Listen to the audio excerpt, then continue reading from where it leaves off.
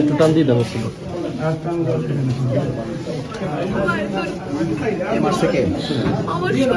শ্বশুরের নাম কি? খলিল মাওলানা। খলিল মাওলানা সে সূর্যমন্ডল সরকারি কাজী, রূপনাপুর মাদ্রাসা ভাইস প্রিন্সিপাল। আমাকে দুদিন আগে ফোন দিয়ে গেছে তাদের বাসায়, নিচে পরিকল্পনা করে এনেছি, ওনায় বলতে পারি না।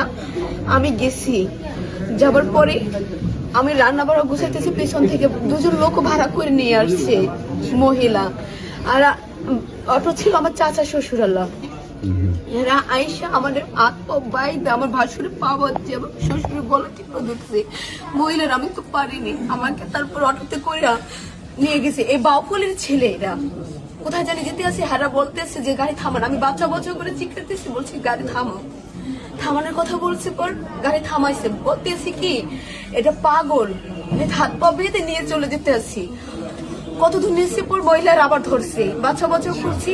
মহিলারা বলতেছে কি সবাই জনগণ পড়ে গেছে, পর স্যার আমাকে চলন্ত গাড়ি থেকে ধাক্কা মেরে ফালাইতেছে। অটো থেকে আমার শাশুড়ি, দুই মহিলা আমার ধাক্কা মেরে বাচ্চা সব ফালাই দিচ্ছে। আমি চলন্ত এক মুরব্বী দেখছি, মুরব্বী নিয়ে তারপর আমাকে গাড়িতে করে আমার শ্বশুর বাড়ির দরজা আবার দিয়েছে। এটা কি আইনগত কোনো পদক্ষেপ নেওয়ার কথা বলছিলাম আপনাকে? আপনার সাথে তো আমার কথা হয়েছে। হ্যাঁ, আপনার সাথে আমার 3-4 বার কথা হয়েছে ফোনে। আপনাকে তাৎক্ষণিকভাবে তো আমি পুলিশের ব্যবস্থা করেছি। একটু আমার কথা জবাব দিন। আমি কি পুলিশের ব্যবস্থা করেছি? করেছি। পুলিশ গিয়েছে সহযোগিতা করেছে। এবং আপনি জিডি করতে বলছিলাম, জিডি হয়েছে। আচ্ছা, তো এই পদক্ষেপগুলো আমি তাৎক্ষণিকভাবে নেওয়ার জন্য বলেছি এই কারণে যে যেহেতু এটা আইনগত পদক্ষেপ আপনার নিতে হবে। আর এটার সাথে কোনো রাজনৈতিক দল বা ব্যক্তির সম্পর্ক আমরা দেখতে চাই যে এটা একটা পারিবারিক সমস্যা। তার পরিচয় যে দলেরই হোক, সে অন্যায় করেছে এবং অন্যায় বিচার হবে, এটাই তো আপনি চান।